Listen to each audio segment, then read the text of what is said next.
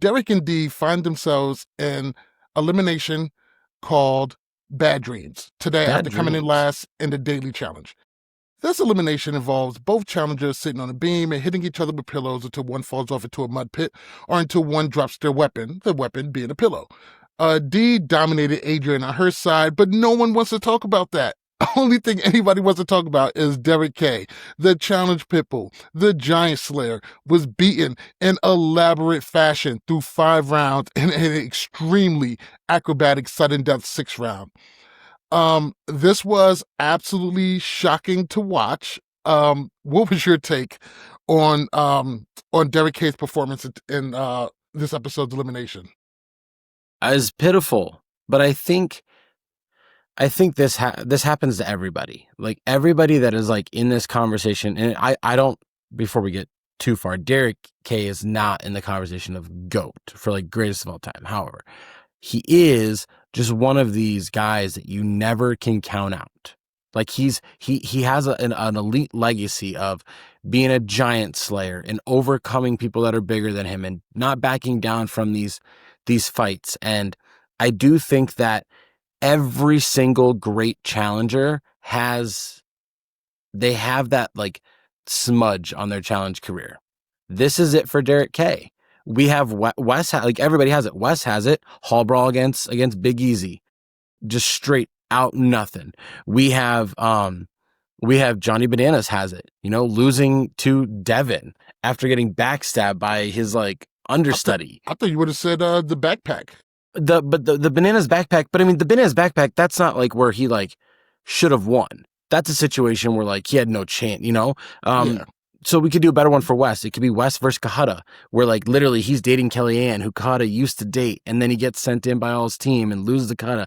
So we have that. Jordan is supposed to be this great, and then Fessy just manhandles him. So like everybody, CT losing to Jay, all the greats, they have a smudge on their challenge career.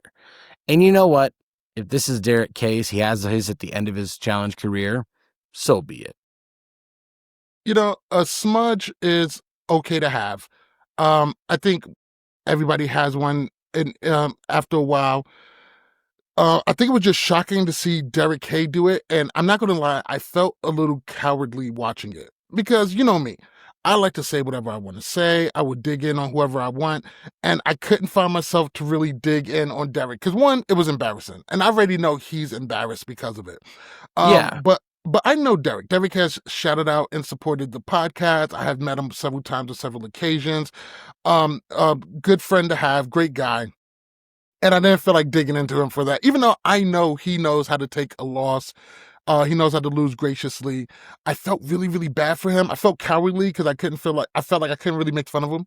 I didn't even want to make fun of him. This was embarrassing to watch. It was just so dominating. He just couldn't figure out the inability to adapt. It was, it's hard to go ahead and give Theo all of the credit saying like, oh, Theo's such a great competitor or whatever. It just looks like Derrick couldn't get it figured out. And he paid the price for it and he's going home. And on the other side of it, his partner is actually dominating in the same fashion. Same thing happened to Adrian, but when you put her next to Derrick K, it doesn't equal up. So it was tough to watch. It was tough to see. And the worst part about it is seeing how everybody started talking about legacy after that, which brings us to our next subject, DK's legacy. Derrick Kaczynski, Chicago's very own, through 12 seasons and 3 All-Stars, an elusive 3-time champ, 6-time finalist. Combined, he has 44 daily wins, a 12-9 elimination record, has taken down Bananas, Cyrus, Adam, Brad, Abram, Mark Long, Horacio. It's a damn shame we can't include Josh, but we know what time it is. The only challenger to win a championship as a replacement, which was for CT in season 14, Inferno 3. Only person to compete on all milestone seasons, 10, 20, 30, and 40. Dirty 30, only him, Camille, and Tori were the only people to stay in the house the whole time. As our beloved challengers age, we find ourselves talking about their legacy. If he hangs it up, Derrick K hangs up his cleats, what is his legacy? I mean, he's still regarded as one of the greatest elimination one-on-one competitors of all time. And it's not just like, and this carries more than just his eliminations too. We have to look at, if you go back to like the duel 1, where they had that, like their hands were tied, they were on a plank hanging over the edge, and they had an 8-man tournament. And he literally makes it all the way through and beats people like CT and Big Easy and Brad because he has leverage. He can get low. We go to Cutthroat, season 20, and it's gray team, blue team, red team. Red team's got Tyler, Dunbar, Brad, and then it's just Derrick because Gray's already eliminated. And he doesn't lose, he fights them off. 3 guys to the point where they're getting mad that he just won't fall off. And they have to kind of cheat to take him off. He is, if you ever want to inspire somebody, like he's the type of guy you show his career. You show his career to them. If somebody new in the challenge is like down and they're like, man, I'm in the bottom. Everybody just keeps calling me. I can't do anything. Here, watch this highlight tape of Derrick K's career and feel better about yourself. Like, and he's the ultimate underdog. He's a pit bull, and he is the reason why so many millennials are fans of the challenge. It makes me happy to hear you say that because I know you hate his guts and wish nothing happy for him. That's ever. not true. I know he is your mortal enemy until the end of days. No. My opinion on Derrick K is I'm going to keep it short and sweet. What may seem inappropriate for a challenger with such an impressive resume. Derrick Kaczynski is the challenge. He has the wins, the finals appearances, the positive elimination record. His elimination history is full of fierceness, resilience, and iconic moments. Fresh meat, Derrick and DM take on the world, but being brought to a heartbreaking end. Season 31, being brought in as a mercenary just to show everybody how this shit is done.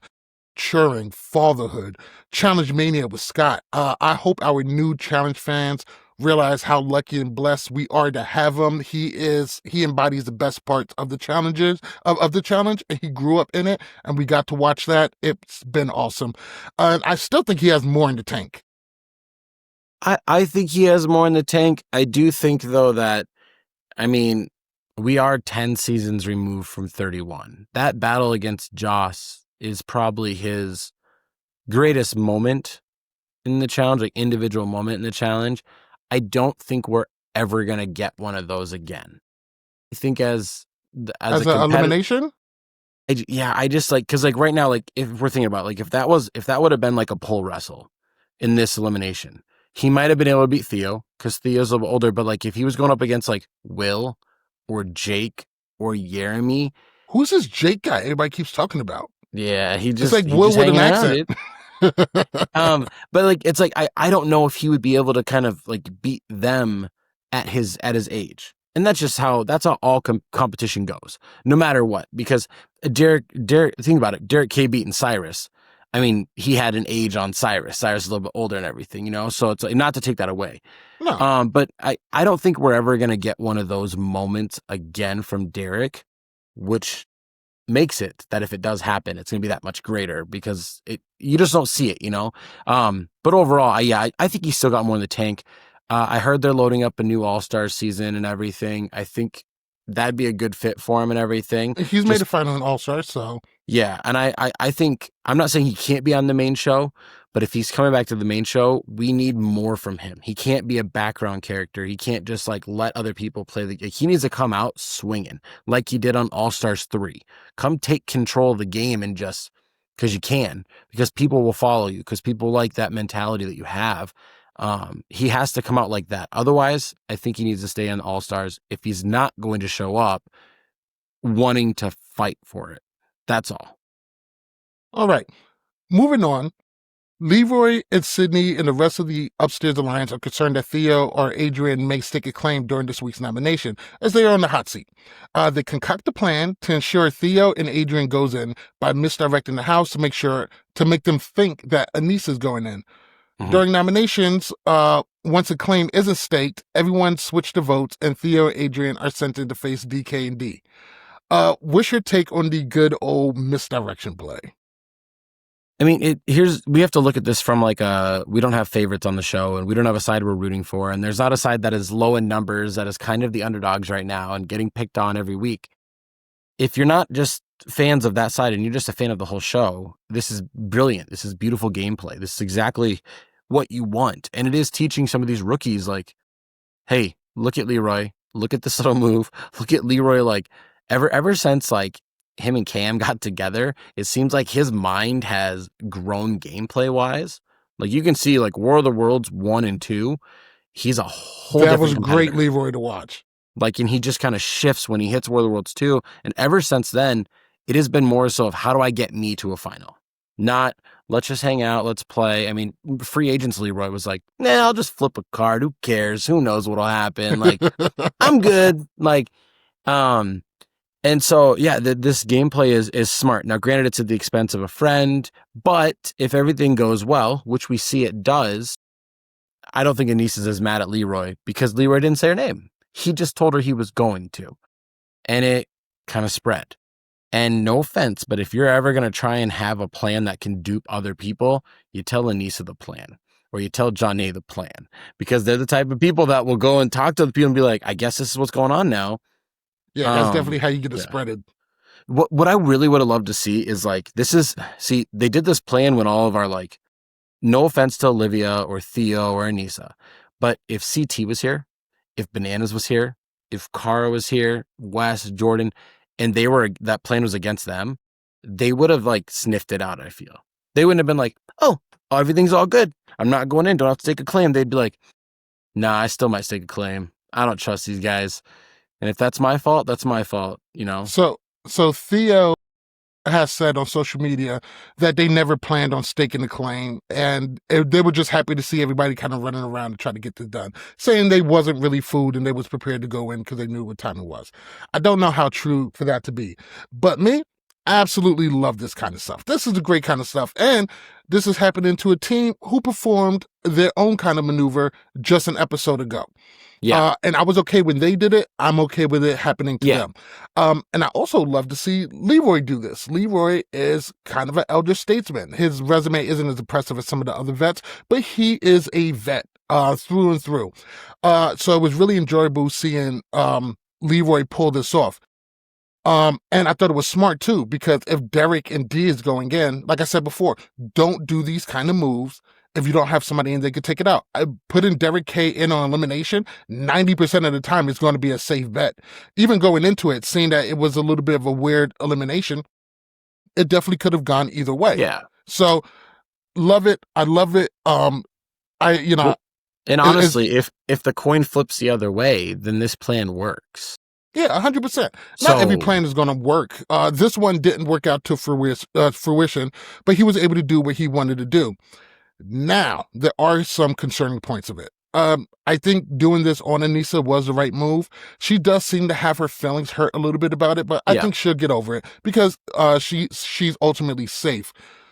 But what it did do is it's going to make everybody a lot easier to say Anissa's name, which I don't think was tough at all. I think nobody's afraid to say Anissa's name, but also Leroy's name was mentioned a couple of times during that too. And I do think one of them or both of their times is going to be up pretty soon. Well, here's the interesting thing right now where we're sitting is now we're at 9 teams and we have a clear side of 6 and a clear side of 3. Not saying they need to, but we're seeing this strategy of some people are like, we've got to get this win. And they're not like thinking. Like, winning keeps you safe, but winning also takes away your vote, which is why this voting format, we're not giving it enough credit. Last place and first place don't get to vote. And it is perfect because first is safe, last is in. And we see somebody like Olivia and Anissa, and they're talking and they go, I just want to finish in the middle because that way I can at least help my people out. And other people are like, I got to win, so I'm safe. And you see the gameplay difference of eventually this group of 6 is going to turn on themselves. They're going to feast on each other eventually. And if one of them gets last and one of them wins, now they're down to 4v3 in votes. And all the 3 need is one team to pull over and this game opens up. I agree with you 100%. Even though I like to see Theo pull these moves, it's nice to see Leroy also pull them. Olivia is really playing with some elevated gameplay here. She just came in just tearing stuff up. I don't see why she doesn't have a bigger target. and getting thrown in consistently. Because Theo's talking more. Because Theo's A meat verbally shield. telling everybody to like look at me, and I think it's working. And I don't. While he is her meat shield, I don't think Olivia is like using him. I I don't think just so think either. she's benefiting from the fact that as soon as you start talking smack to Theo and you start coming at him, he doesn't back down. And I'm gonna say right now, Turbo's in the wrong. We keep hearing all these interviews from other vets that are like, nah, Turbo's a coward when he plays a game. He'll just kind of go with the numbers. He won't go down into elimination and take somebody out. And now we even see Theo saying it. He goes, get last place, and then send me in. Come on, if you want to take me out, do it yourself. And I don't think he will. So, because Turbo was afraid of somebody stealing his partner. So there's no way he's not going to be afraid of going into elimination. So Definitely agree with you. Now, moving on to Michaela versus Olivia. After today's daily, there was an altercation between Olivia and Michaela. Michaela accuses Theo of cheating for outrunning his partner and getting to the finish line first. Olivia defends him, and Michaela, in a state of agitation, threatens to punch her in the face. The incident was eventually downplayed by both parties, but how did it make you feel? I mean, it was kind of interesting because she was like, "Can you just let him like finish the race and let him just finish?" And like, who cares? Like, and I like when you read like, 'cause the captions are on. If you read what Olivia is saying, she's like, "Can you just let him finish a daily before you start yelling at him again?" Like, and it must be a constant thing, you know, because he's a target. It's like you're gonna make a target, you're gonna talk about him, you're gonna do all this stuff later. Just let him finish. And for her, and then she's like, I wouldn't talk to you like that. And then Michaela elevates it again. Now, I'm not against Michaela. I don't want to get looked at a certain way. I've read comments from everywhere of people that are like, oh, I think it's okay to have aggression, to call people out. I think Michaela, some people don't like her. I think Michaela would have fit in 15 years ago and been just as good of a cast member as she is now. I think Michaela's great for the challenge. I like her on the I challenge think so too. very much. I think she has a great mind for the game. She's great strategically, great physically. She's social. She creates drama. She's not afraid to talk. She is literally what like Era 2 challenge is. I will say this though, if we're watching, Theo does get there first, but Theo does not drop his tracker until Adrian is there, and he actually hands it to Adrian, and then she drops it. So they finished behind Leroy in America anyways. Like he didn't even drop it. He gave it to her and she dropped it still. So all this like freaking out, like he just got there first. And honestly, Theo should, because what he's doing is everybody says Theo can't run anymore. Theo's out of shape. Can't do this. Well, he just cooked Leroy in a run. He just showed Leroy, I'm going to beat you in a run. That's smart. Look, I like Olivia. I like Michaela. I like Theo.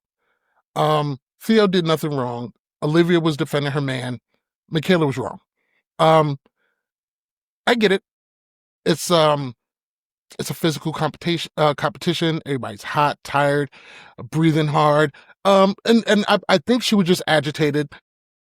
But you can't go around threatening to punch people in the face. No, just because you disagree, that doesn't and I'm glad it didn't escalate. I think in the sense of the game, I can get those emotions. I can get that getting built up. Yeah. I think it would have been nice to see Michaela say, hey, I know we're playing against each other and, I kind of came at you wrong the other day. I should have threatened that. I think a soft apology would have been fine and Olivia would have accepted it. I think they'll still be playing against each other.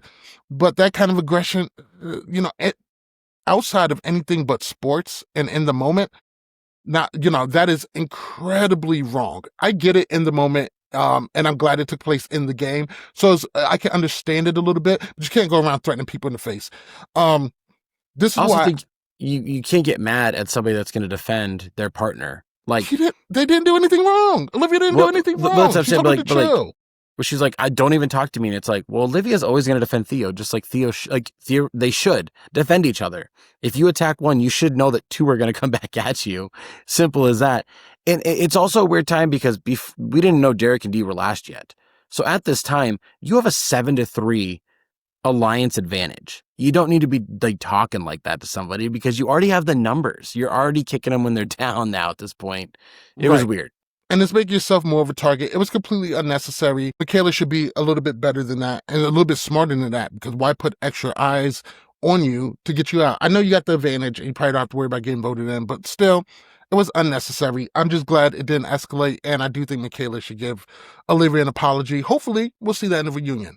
I would like to say that there are tactics. It is kind of a dirty tactics, but if you want to create tension between partners, that would have been the time that's when you can do that, where it's like you get back on the bus, and you know how they show those things when they're on the bus, and it's like, wow, so Theo, you think you can just do this all by yourself and you're not going to hang out with Adrienne? Like, you're just going to let her drag behind? What a partner you are. And then you create that tension. You don't say he's cheating. You don't say this. It's like, that's kind of weird that you don't want to run with her. What, you don't think that she can keep up with you or anything like that? Like, you can plant those seeds, because they can't even come back at you arguing, because he did do it. He did run away from her. He didn't stay with her, but he waited for her to finish. But it's a dirty tactic. We've seen it happen from other people. It's kind of gross, but I just watched Bloodlines. They're on the bus, and Banana's like, you want him to find out now, or you want him to find out months down the road at the reunion? That was, and I was so like, dude, dirty. Like, for your game, it's smart, but that is so dirty. So dirty. Just on a people level. Oh, man. And then everybody's like, Anissa's like, yeah, I mean, I get it. He probably should know, but now I'm trapped on this bus with Abram. All right. Moving on to today's daily. Today's daily is called Running Man, after the upcoming Running Man movie starring Glenn Powell. Let me tell you something about Glenn Powell. I seen him in one or two things, and then I seen him in Top Gun Maverick, and I haven't stopped seeing him since. So good for him in his career. You know what I've heard? He's Tom Cruise without Scientology, is what I keep getting told. That's who Glenn Powell is. He's kind of tall for that. Yeah. So the side tangent had Tom Cruise and everything. That's a joke I used to make towards my mother-in-law, because she's like a huge Tom Cruise fan, and all the time, like, I don't know how it'd come up, but they'd say like, oh yeah, I just used to love Tom Cruise, and I was like, yeah, I mean, it must be cool looking down on people you admire and everything and stuff like that. Like, he's 5'1", right? Like, he's not, but outside. But yeah. Oh, man, the new those Mission Impossible movies are so good, so good. So, Running Man, 10 containers are wrapped in chains. There's a car inside. You got to grab the key, race over and try the locks, drive the car 200 yards to the workstation, use tools to remove the hood, find the tracking device, dump it before it goes off. How did you feel about the Running Man promo, and how would you grade today's daily on entertainment and presentation? So, fun fact, this is actually the second time Glenn Powell's been on the challenge to promote a movie, because he promoted the second Top Gun when they had on Spies, Lies, and Allies, and they had to get that. They were underwater with the plane. I mean, yeah, it's a cool promo. Honestly, the way he was talking about it, the way the challenge kind of lined up, it felt like it connected better. Because sometimes we'll do these promos, and it's like, all right, what are we doing? This doesn't even make sense, But it kind of made sense of what the challenge was. Kind of made me want to see the movie a little bit too, of when it comes out. Did you see the original? No, I've never seen the original. So the original is it was one of the earlier movies of Arnold Schwarzenegger. Okay. See, I've seen other movies that are similar to this premise, but I think it's more so of like everybody's hunting one person type thing. I've seen those. Yeah. Also, yeah. One of my favorite songs in the world, Victory by Puff Daddy, who's trash, we don't love him, by Puff Daddy and the Family, featuring the Notorious B.I.G., a song called Victory. The music video is based on The Running Man. And it was when it came out right after the Notorious B.I.G. died. It's featuring Busta Rhymes, and it is one of the most glorious hip hop videos ever made. And this was when they were spending, $1.8 million on music videos and stuff. So if you get a chance, check out Victory by Puff Daddy and Notorious B.I.G. featuring Busta Rhymes. One of the greatest videos ever. Also, just to cut in, Glenn Powell also has another challenge connection. Before going on the challenge, Janae won a show called Endurance One. She won that season. Glenn Powell was actually on the second season of that show. Yeah, that's more connections and everything. So right? Is Glenn Powell an undercover challenge fan? He might know. Yeah, but back to the daily at hand. Good daily, really good daily. What I like about it is that it kind of shows where everybody's at. One thing I want the challenge to do better at this. It would be so easy to kind of show like a tracker at the very bottom and just show like station 1 and just put all like their faces, who's at station 1, and then show the people running to station 2 and then station 3. It'd be cool to kind of show that so we could see in perspective of like Jeremy and Aviv finished. Leroy and them were still at the first container. You know what I mean? So it could show how well they did. Right. A But little bit overall, more though, in chronological order. yeah. But overall, I mean, it was a good physical daily. It was endurance. It was physicality. A Troubleshooting little and problem bit of solving. yeah, a little bit of that. And so overall, this is a really good daily because you could see people at the end that were just tired.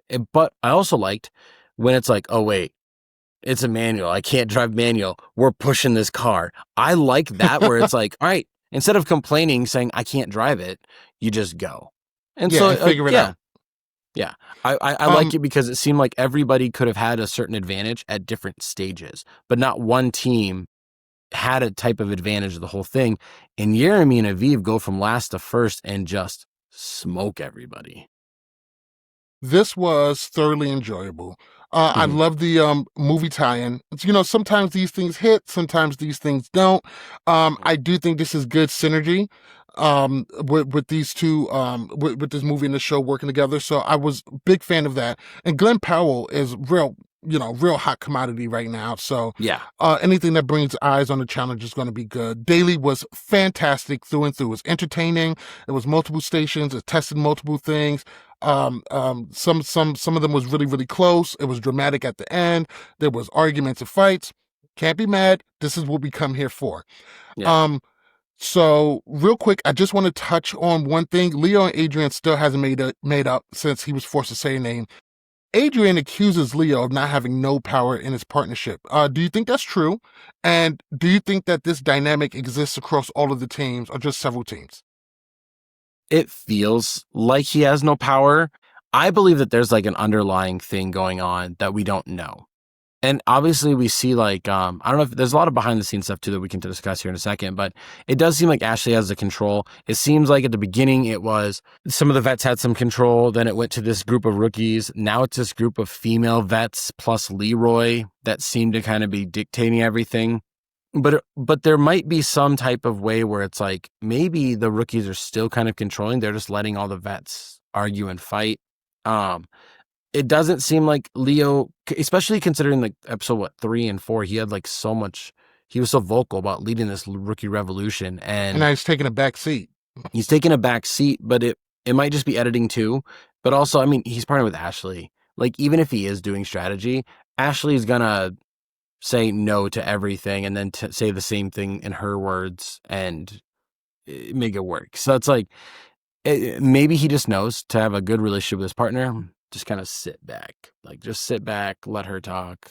You know, speaking of Ashley, we seen a video from Jordan a while ago, and he was just like, "What has she done? I'm not on the Ashley train. What has she done? Her partner's winning for her." Da, da, da." Do you feel the same? Do you agree with him? I mean, kind of. I mean, like she was like her first challenge win. She was really carried by the fact that like Hunter was like protecting her the whole way and everything. And she ended up, yeah, she did ended up winning, and she won that 3-person type of elimination thing. But I don't know, that first win is kind of like so for me because like I don't think Nicole's great in finals, and I think Camilla just like had the worst partnership every time too. So just like it was bad. But then we go to the next one, and I think Hunter, like we've heard that Hunter beat her in several stations that were like critical. She just won more stations, but there were other stations that like if he wasn't her partner, they wouldn't have won it and everything. So it's hard to tell because I do think that she does benefit. Like World of Worlds 2, she makes the final because she's on a stacked team and she's not even nowhere near a target because there's all these Cam and Leroy and Kara and Pauly.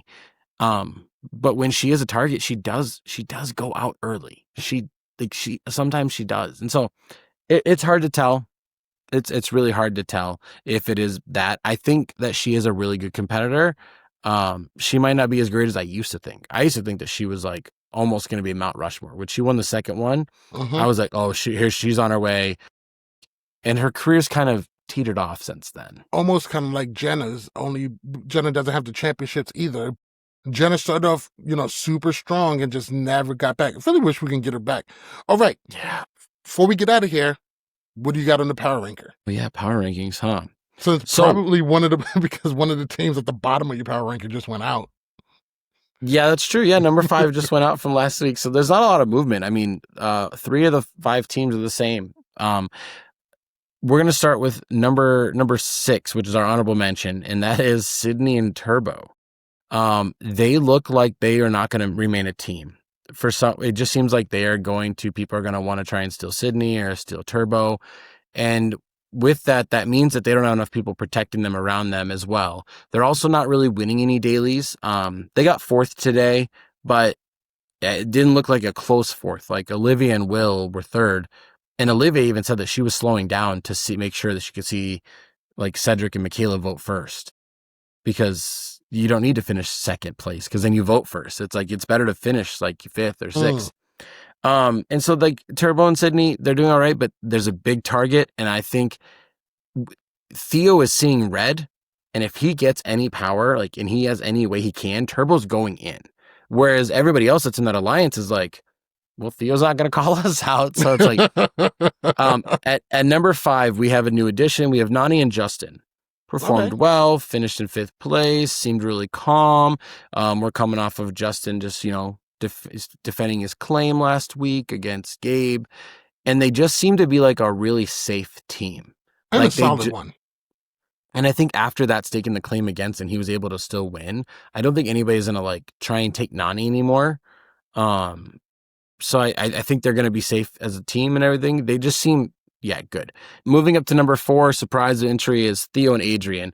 And it's hard for me not to include them. I get it, they're a target, they're on the bottom, but they've won 2 of the last 3 eliminations.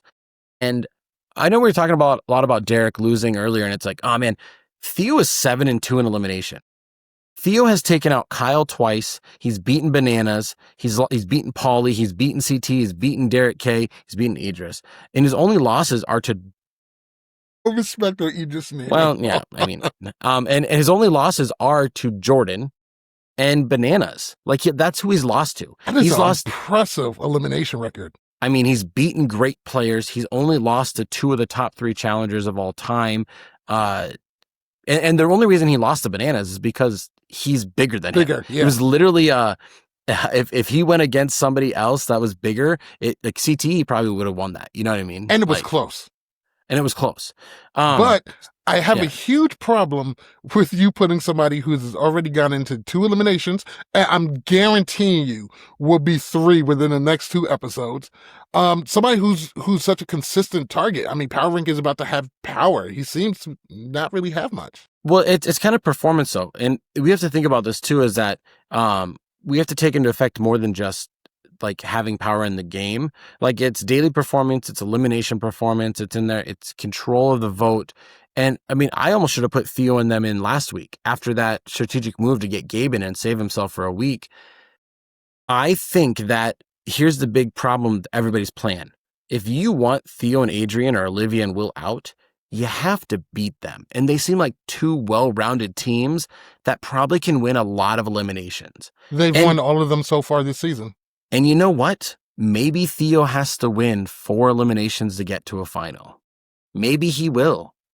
I think, though, that as the numbers dwindle, people are going to stop worrying about him. And they're going to worry about Jeremy and Aviv, Turbo and Sydney, Michaela and Cedric. I think people are going to turn and go, well, I don't want to run against them in a final. And they're going to throw them in. So, do you think Olivia not winning as much as she's been is actually going to work in her favor to make her less of a target? Yeah, I think it's strategy for her part. I think Will is getting frustrated because Will just wants to like win, but Olivia knows that if they win, they don't get a vote. Now they're not helping their alliance, but they're also putting a bigger target on their back. I think Will just doesn't understand that Olivia is like protected right now, where Anissa has this drama with Nani and Ashley. So she's probably going to be targeted just emotionally before Olivia will. And now we see like Anissa is an easier target. Right. And Theo is constantly getting thrown in. So like Olivia has 2 people that are probably going to get thrown in before her in her alliance going forward. Yeah. And now speaking of people throwing her in, number 3 is Michaela and Cedric. So, I mean, writes itself. I mean, they're performing well, finished 2nd. Michaela's really controlling the strategic play of the whole gameplay. It feels like she's masterminding everything. Cedric continues to deliver great confessionals. Like, Yes, very like, very good confessional. especially at the daily, where he's like, I'm over here and I'm trying to like unlock this thing, and there's chains everywhere, and the chains won't come out. He's really good for the show. Like, he's great for the show. Number 2 is Olivia and Will. Now, yes, they did finish in different places compared to the daily, but Olivia is finishing lower on purpose. She's making sure that she can see the votes before she votes. And I think it is a strategic gameplay. We are seeing 2 women dominate a game strategically that most of the time this show is dominated by men strategically. I mean, all of our Mount Rushmore are mental game players for men. And from the women's side, it's just like intimidation, strength, ability to beat anybody 1v1. We rarely talk about strategic gameplay from our female goats as much as we should. And look at the juggernauts. They are making it past a Bananas, making it past a CT, making it past, a Derrick K. Yeah. Got to give it up to him. And 100% so. Ashley isn't participating more in some of the strategy. It was nice to see her expand her gameplay a little bit. I don't want to dog on her too much for this, but I don't think she could. I think this level of strategic gameplay from Olivia and Michaela is just stuff that we don't see on the challenge. We've seen some parts, but it's mainly from an intimidation factor or fear factor. But these 2, they both feel like Charlie Day in Always Sunny in Philadelphia, just like pointing at the board and everything. They're not as frantic, but it just seems like at any moment they could go in any direction, and they've got 10 plans ready to go for whatever's needed. And it's actually refreshing to see these women dominating this show. When I write my power rankings, you don't see this on my paper, but I write the female partner first before the male partner, because I think the females on this show are dominating more. And that when I write their team down, I'm writing Olivia and Will, Michaela and Cedric. And we got to credit their gameplay. Number 1 is shout out to feminism. Yeah. And number 1 is Olivia and Jeremy. Or sorry, Aviv and Jeremy. I messed up. Number 1 is Aviv and Jeremy. They won elimination. They dominated this daily. I think targets are growing. I can't believe people aren't going after them more. But the only elimination that they seen was because they came in last, which was really, really shocking, for us. But yeah, that makes sense. And I have no argument or notes for that one. At this point, they are colored red, and moms everywhere know there's a special, and they're coming. Okay, Target, and it's just What? Oh, sorry, did it go over your head? The store Target is very famous for its red coloring, and moms love going to Target. Simple as that. See, I stopped going to Target after they said they don't need my black ass money. Well, and listen, Target. Fucking apologize. I need to go back. Stop. It's been like a year and a half, man. Cut the bullshit, man. Just fucking say sorry. Hire some black people and let's fucking go. You know how great my t-shirts are? I want to shop. Right? I want to go back, man. I want to go back to Target. Stop fucking with us. All right. That's going to do it for us. Thank you all for watching. Thank you all for listening. Make sure you follow us at LWC Podcast. Follow us on Facebook and TikTok at Love War Challenges. Apparently we're doing more on TikTok. I haven't been on Facebook in like a year. And make sure you listen to Love War Challenges podcast on Apple, Spotify, iHeartRadio, or your favorite podcast app. Once again, I am MTV Malik. He is Tyler Louder. This is Love War Challenges. Peace. Bye.